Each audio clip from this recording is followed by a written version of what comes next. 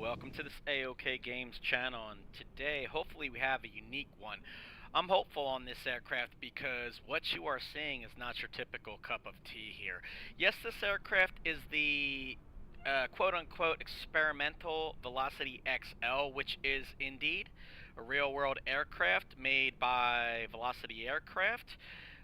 What's interesting to note here is this is a black square aircraft, and of course at this point, if you've ever experienced or seen any videos or have first-hand experience with the black square products, we're talking about the TBM A50.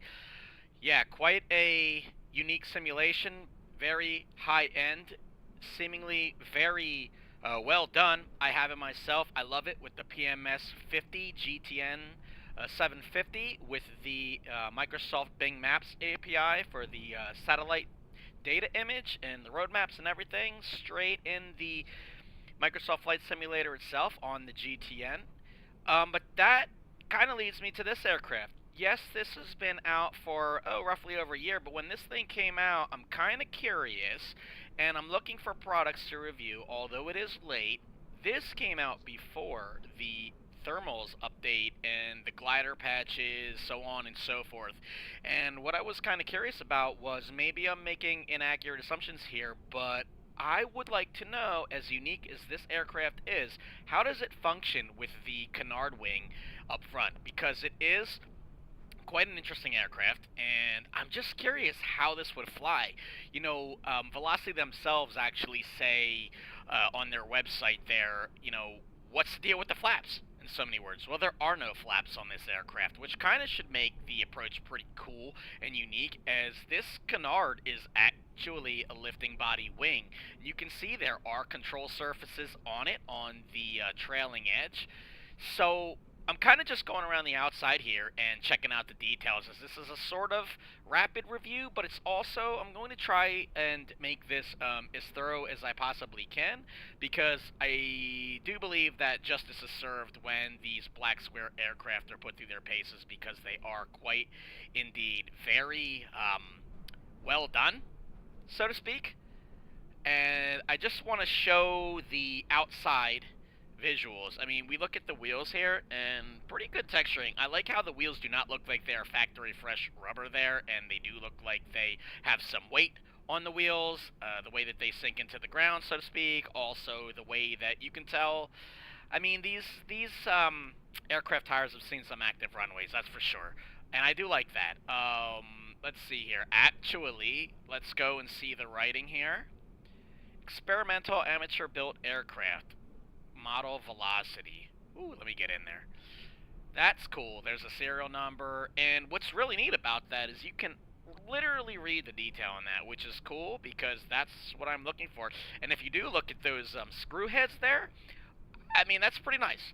Those are definitely pretty sharp images that have been modeled in. To speak of, there's the blued exhaust from the exhaust gas heat. That's pretty cool. Now you might be saying, well, why does the aircraft look so smooth? Well, this actually is an aircraft made out of composite materials, so whether that be carbon fiber or fiberglass, you're not going to see any rivets here or any major jarring panels to look at, because it is a very smooth airframe. This propeller, in fact, is pretty sweet looking. I love the detail. I have my rotational speed slow here because at the default setting, it just whips her hammer around too much here. But I mean, so check that out. That is a really, really cool looking propeller. The detail, four-bladed. Obviously, it's a pitchable prop, right? So you can change the pitch on that, along with that spinner cone. So a little bit more about the engine. This is a Continental turbo supercharged injected opposed 550 cubic inch flat 6-cylinder. And injected opposed means obviously it's flat, obviously it has fuel injection, so that's nice. It has twin turbos, and essentially if you go out onto the internet here and you pull up the information about this plane, the only thing that I can find on the actual website itself for Velocity Aircraft is that essentially This is labeled as the XL. However, you can buy a fixed gear or a retractable gear XL.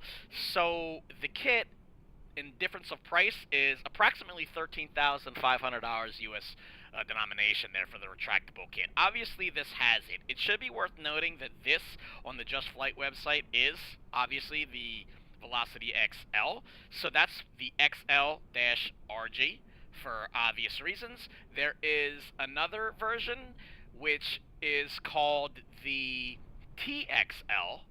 That is the twin turbocharged engine version with the retracts, but I'm assuming this is essentially an XL that's been completely kitted out with all the options. When we hop inside, we'll go ahead and we'll actually look at the interior as well. Let me just tell you, on Just Flight, no sales, anything. I paid $27.99 for this, but if it's the traditional Black Square product, we are definitely looking at a very nice bargain for our money here. So, I haven't flown this. I'm just trying to do initial impressions, first-hand take of what I'm actually noticing right off of the bat. So to scan around here, a lot of things I notice seem to be clickable and usable. That's cool. You know, I'm trying to remove the dual Indiana Jones pilot and first officer here. I could not figure out a way by manipulating the weights or anything to remove that, but that's okay.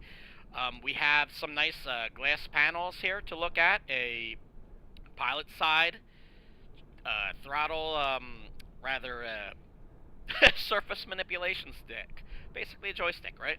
So that's cool because I fly with my Airbus TCA and side stick, so that'll kind of line up with where my throttles are and my joystick in the actual real world here.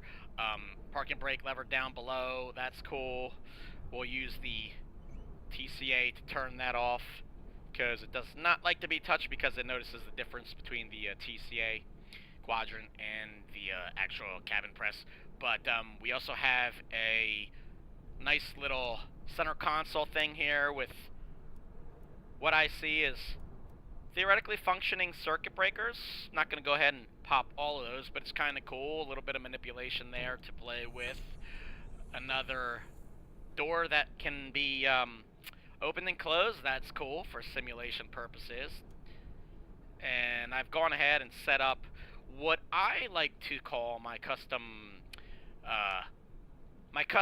seating arrangement here. Basically, I've set this up so that I can kind of sit back to let you view the throttle at a glance. That way you can see what the power settings are, because that will bring me to my next point. So basically, this aircraft is theoretically a 400 horsepower twin turbo gasoline powered piston driven propeller whirling aircraft. It's supposedly 400 horsepower, but the best of my reckoning on my internet quarries is I can only find the XL on the actual website, at least at the time of this video, making 260 or 310 horsepower. Some have 350, that being the engine variant we have, the TSIO 550. This one's 400, so I'm not sure if that's manipulation of maybe an STC for a supplementary type certificate to make extra boost for 400 horsepower. But what this plane is claiming is that it has a 24,000 foot ceiling and it can achieve speeds of over 400 miles per hour. Now, we're not talking 400 knots at 24,000 feet. That would essentially be, you know, domestic air carrier speed at 30,000 plus feet. What we're saying is 260 knots at 24,000 feet, or possibly maybe 270 knots. Again, all that basically varies on, you know, weather, headwinds, tailwinds, so on and so forth. We'll just see what we can get. I'm not going to make you sit through a 24,000 foot climb, as this is hopefully more of a rapid review, but we'll see how close to those numbers we can get with the Just Flight page's description, obviously via Black Square's direct description and words. That, as well as, you know, just a rapid review in general. I've, like I said, not flown this. It looks really nice. The textures are really smooth, very, very well done. I definitely like that exotic view. So we'll try to hop back there during flight, possibly at 24,000 feet. We are at Sierra 45, which is the Siletz Bay Airport again. I don't know, it's DLC and I just like it here. The ambiance is cool on the Pacific Northwest. So without that, I'm going to go ahead and prepare myself mentally for doing this review, starting this aircraft up, and I will be right back just as soon as we get everything all set up, and then we will proceed with the onslaught of review. So thank you for being here. Okay, so now that I've got my cup of Java here and we've orientated ourselves to this overhead central panel, we're going to go ahead and start this aircraft up and listen to the WWise customized audio for this aircraft. Hopefully we hear some cool sounds for this experience, as this is a review, and I'm just going to debate that though. We'll see what happens because, again, remember, the engine is a pusher prop engine and it is mounted in a reverse fashion, so it is behind us. Let's see what that does for our audio. The first thing I want to do, obviously, is, as always, we'll listen for sounds, so it's nice to hear. Definitely we are hearing the clickable sounds. Alternator master, of course, because we want to charge. Throw in the radio, we'll throw in the navs, and we'll leave the strobes and the cabin lights off for now. This is a TSIO, as previously stated multiple times. That means it is injected, so there's fuel injection here. Essentially, we do not have to prime this engine to start it. Point being, you can see the Hobbs meter here. This is brand new, not even a tenth of an hour on it, so I have not flown this yet, nor have I ever started this, so this will be a first for both of us. Let's go ahead and uncage our artificial horizon here. Let's go ahead and throw in the buttons to our fuel cutoff. As always with these, we need to put the propeller pitch to full forward, that way we have some air blowing. And we need to also put our mixture to full rich. Okay, is that all good? That's all good. As in accordance with the other videos I've done in this airport, we're going to go ahead and look at this guy for the clear because, yes, he's still there. Not sure what he's doing at that toolbox or garbage can or whatever he's doing, but he says that because we have an engine behind us, he's going to go ahead and already give us the clear prop, because we're not going to stream that out of the window. I would not put you guys through the embarrassment of me making that audio call out. So, we're clear behind us. We've got both mags on. Let's go ahead and listen for the sound startup on this monstrous piston-driven engine.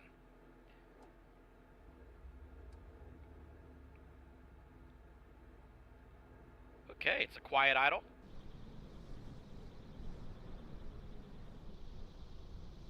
I do like the whirl of the propeller, but more important than that, let's make sure that we have all of the parameters we need. Oil pressure 84 in the green, oil temperature coming into the green, exhaust gas temperature, fine.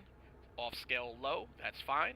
Off scale low for the cylinder head temperature as well. We'll let that rise, as we don't want to do any, destruction to the valves or anything like that, obviously. Turbine inlet temperature, that's for the temperature of our turbochargers. We have 50% fuel. We're not going very far. I am going to try to take this at 24,000 feet, though, and get this basically to, well, we'll see. I want to see how true to these claimed numbers we can get. Obviously, it's all weather, altitude, density. All those things are essentially integral to what we do or do not get out of this aircraft for performance. I'm going to throw on what I believe is the blower speed and the air conditioner, because this is pressurized, which is cool. Seals around the door, we'll throw power to them, and we can inflate that, but I will do that after we take off, if I remember, because we're not going to go unpressurized at 24,000 feet. I am not interested in using an airplane, essentially, to scale most of Mount Everest in terms of height. So, what I'm noticing here, and I'm really liking, is I'm not sure if this automatically installed, but this is indeed the GTN 750, which is really cool because essentially I suppose you can have the PMS 50 GTN 750, so I must have noticed that I had it. Yes, we are at Siletz Bay again, Sierra 45. We do not have a destination. We'll leave that out, so we'll just go to the map. We are in GPS mode in case we want to use the altitude or anything on the autopilot. Probably should give that a quick review test as well. But for now, I'm going to go ahead and throw in the landing lights since we're clearly below 10,000 feet, I'm going to go ahead and throw on the pitot heat and the fuel pump for the takeoff. We'll throw those landing lights on and the strobes. Yes, we'll hear that dull hum or whine, if you will, of the fuel pump. I'll throw in the magic B button for the transponder. Let's see. Oh, this is very nice. Touchscreen. I like that. Touchscreen avionics that comes standard with an aircraft sub $30. What a feature. No joke, that's really cool. So, yeah, I have essentially made this view so that you can see the manipulation of the control surfaces on the flying front canard wing there, as well as the power settings. So that being said, I'm not going to bother with the generic ATC. Let me push in the brakes. Let's go ahead and remove the brakes, and then I'll throttle this engine a little bit up, and we'll test our brakes, both left and right. Yes, I understand that this is essentially... Okay, we have steering. This is essentially a very zoomed out view, but the goal here is to show you all the throttle manipulation and the view. Plus, I want you to be able to obviously see the canard wing flying, so that is the reason for that. We're going to go ahead and we're going to take off out of our standard route here, essentially going towards the south after takeoff. Let's hear some external sounds, though.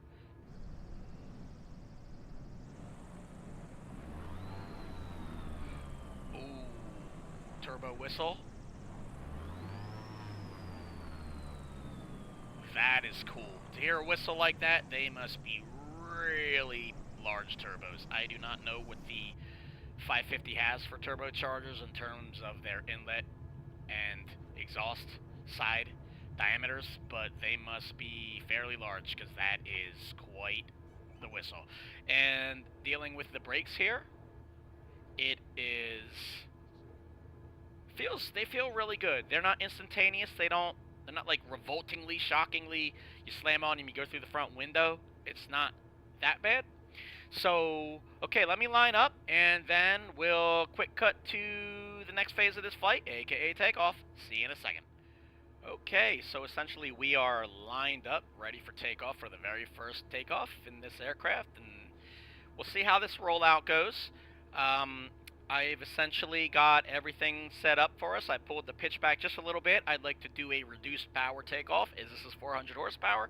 We clearly do not need 400 horsepower to take off in an aircraft that's made out of composite with twin turbos. So I'm going to inch the throttle up here.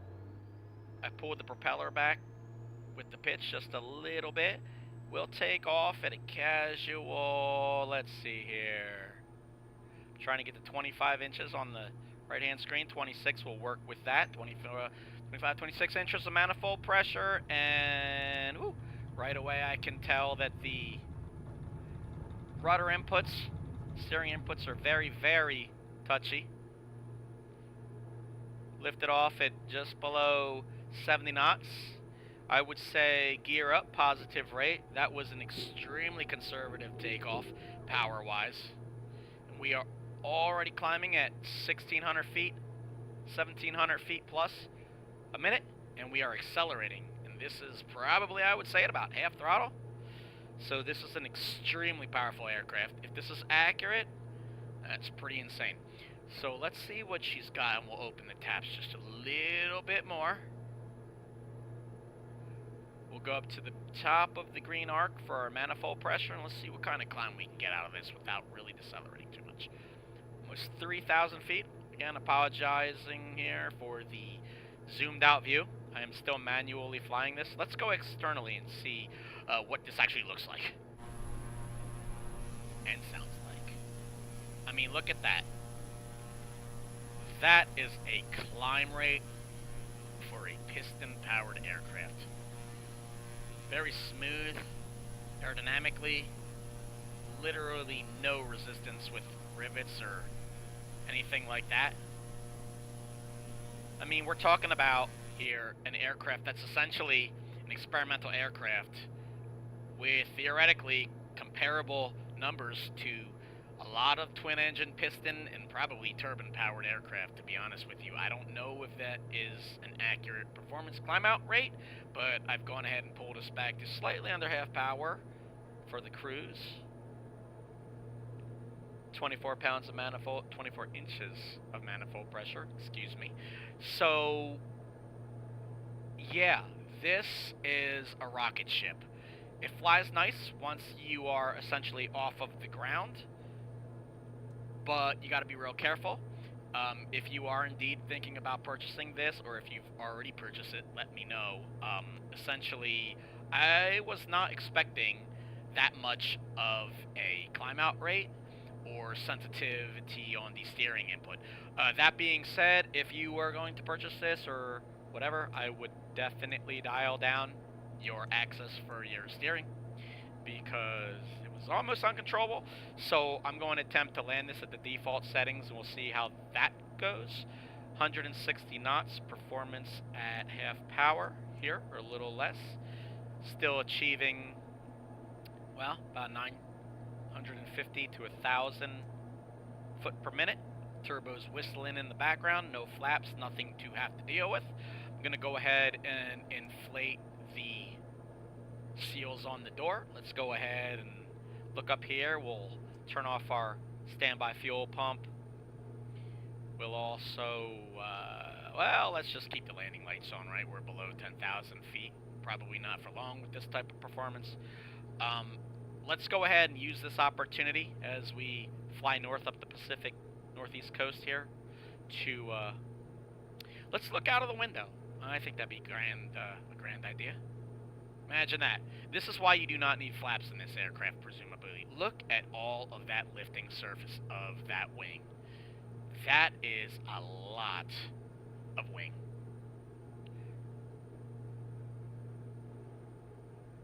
Of course, winglets to improve the vortices off of the wingtip there for fuel efficiency. And I'll go ahead and let's go ahead and level her off, and then let me throw on the autopilot here, and let's just see how we manage with that. So, yaw damper on, flight director on, autopilot on, and it wants to nose us down, but that's probably because I have 0 on the selected altitude. Let's do that again. That's my bad. 5,800 feet. And we'll do the altitude hold. It's flying wings level. This is me with the hands off.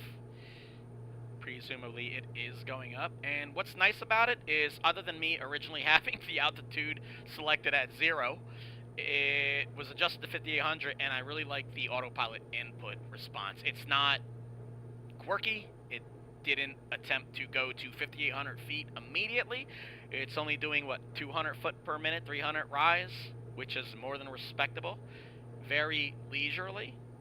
So let's try something else. Let's try heading mode. Let's give it a little bit of left here.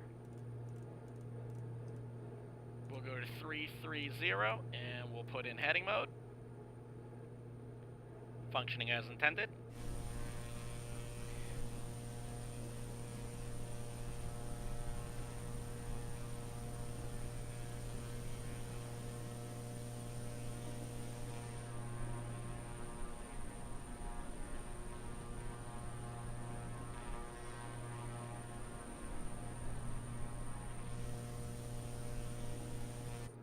Very nice. Sounds cool, flies cool, but again, I hesitate to say you definitely have to watch the rollout on takeoff, possibly adjust the sensitivity. Of course, we have the automatic climate control on. I guess we could do that up and down or whatever. Based off of the fact that this is the GTN 750, we could, of course, put in, let's say, a destination. We'll go right back to Siletz. Let's go to S45. Obviously all touchscreen, which is really nice. S45, enter.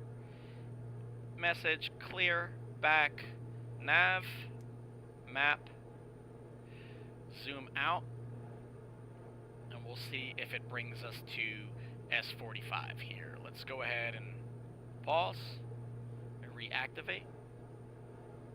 Gotta make sure that I'm doing things right, because I do not want to speak inappropriately.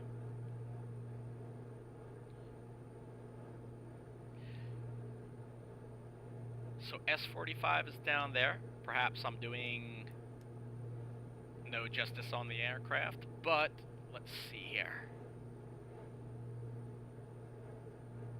We'll try to plan it out as I am activating to S45. Of course, it may be confused based off of the fact that we just left S45 and we're trying to go to S45. Let's see here. I'll just throw in TIST. That's St. Thomas in the British Virgin Islands, or U.S. Virgin Islands, rather. And I am not seeing a nav track for that. Let's see. Okay, so there we go. Alright, essentially, yes, it's 3,300 miles, but the GTN is working. It gives us from S45 to St. Thomas. Obviously, we're not going 3,300 miles in this rapid review, but that's what it was. It did not like that I had S45 to S45. So, yep, autopilot functioning as intended. Let me go ahead with that, clear that flight plan. We'll just go back to our original heading bug that we selected at 330. I'll climb to 24,000 feet, and we'll see what kind of performance numbers we can get with that, and how close that comes to the real aircraft. So stay tuned. I'll be right back once we're at altitude. Okay, so here we are, instantaneously for you all out there, the viewers. 24,000 feet. You can hear these awesome WY sounds. The chop of the prop, the whistle of the turbines, and the consumption of the fossil fuel. Sweet. So here we are, as I said, basically 24,000 feet, standardized the Barrow. We're doing an indicated 170 and a half, 171 knots. I've gone ahead and pulled up on the GTN 750 the actual digital numbers. So we have a wind direction of 205, right, out of the south basically, with a wind speed of 22 knots. We've got a tailwind relative of 17 knots. So theoretically, we're tracking 268 knots on the ground. Now, I'm not sure at cruise altitude where the 400 mile per hour comes from, because I am not seeing 400 miles per hour anywhere here. I could be wrong. Maybe if we were in a hurricane, flying with the wind, we could get an extra 200 out of that. I'm not sure. However, I will say, the sounds are awesome. The avionics are awesome, as well as I am rich of peak here. 29 manifold inch-pounds of pressure.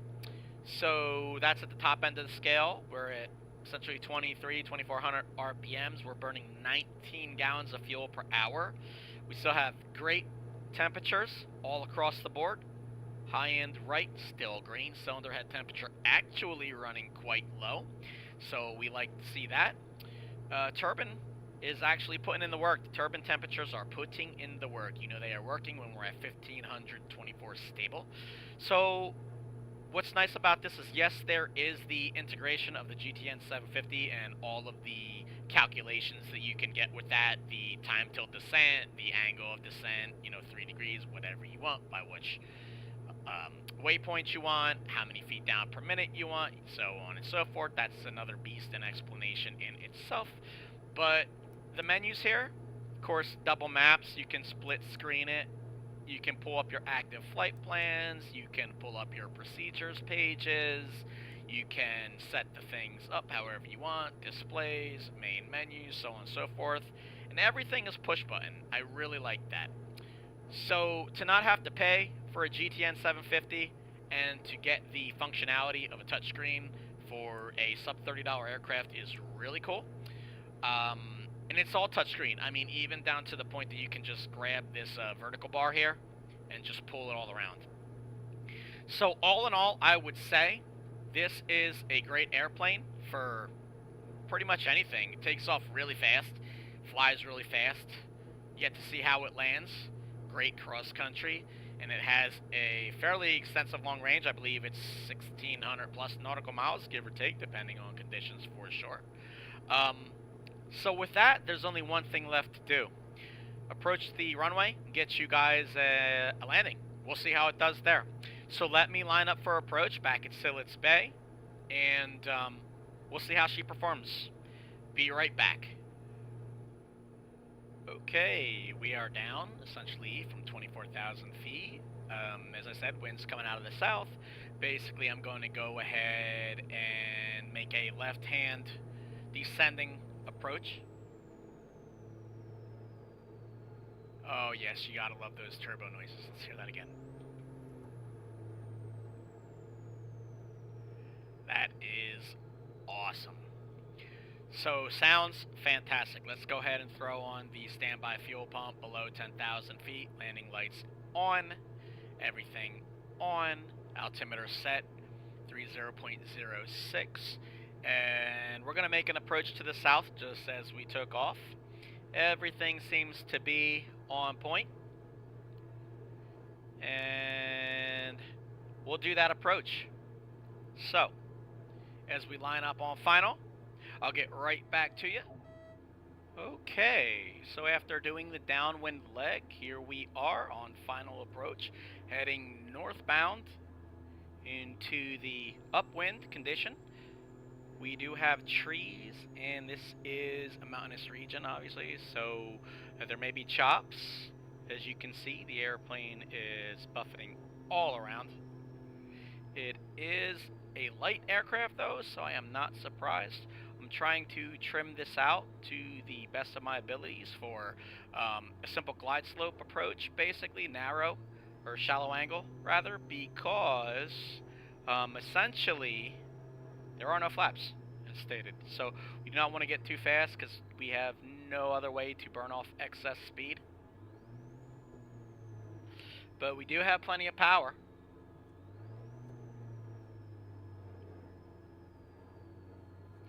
And here we are at 3.5.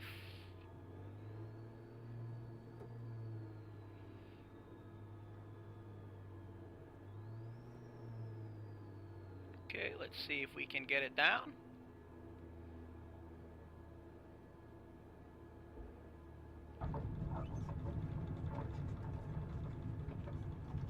Ooh, that's a close one. And I do believe there are some gusts, so I will say, not my nicest looking landing, but again, without added flaps and this being a composite light aircraft, if there are gusts and you are dealing with trees and valleys and mountains and hills on your approach, one thing I can say is that you absolutely have to be very careful with this aircraft, because I am noticing, at least just on that approach, it is very, very susceptible to fluctuations in wind. So that's something to be aware of. Is it doable? Yes, but if you were to pick this up and practice with it, I would say probably practice on a very long runway with a lot of excessive room and padding for any floaters you might have on final approach before touchdown.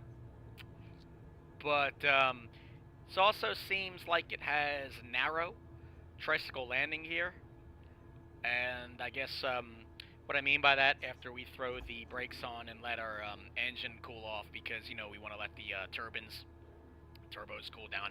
Let's go outside and I'll explain. If you notice, it's got quite a lot of lift. These are really big wings and no flaps, but if you see the profile of the gear, they are very narrow. The difference in width between the front nose wheel and the port and starboard rear wheels is not that far, but if you also notice, it's very high. So if you are landing low on fuel, you've got a very narrow wheelbase, and you've also got a lot of wind, this could possibly be a very challenging approach. As you saw from me, it was. Is that a detractor? No, not necessarily, but you definitely have to bring your so-called A game with this aircraft if you're landing light in high winds. Some of those gusts, I think, were, 24,000 feet. It was saying 22 knots, so maybe if they were similar here. Plus the trees on approach does not help. That being said, this indeed is a rapid review, so I'm trying to give you your value entertainment's worth here. Hopefully at least entertainment. or value, or both. Either way, that's good news. This aircraft is definitely, at least without a sale, sub $30, as previously stated. I do believe it is worth every penny of that. It's fast. It's done by a great company, Black Square. You can get it for pretty cheap, even, in my opinion, on sale for what you get. And I would recommend this. I really would. It's been out for a while, as I said, over a year. But case in point, it's fun, it's fast. Either way, thanks for watching. Hopefully you stuck around to the end and enjoyed what you saw. Regardless, thank you for being here, for what you did see. If you heard me say this message, it meant you stuck to the end. Thank you very, very much. We'll see you in the next one. Bye-bye.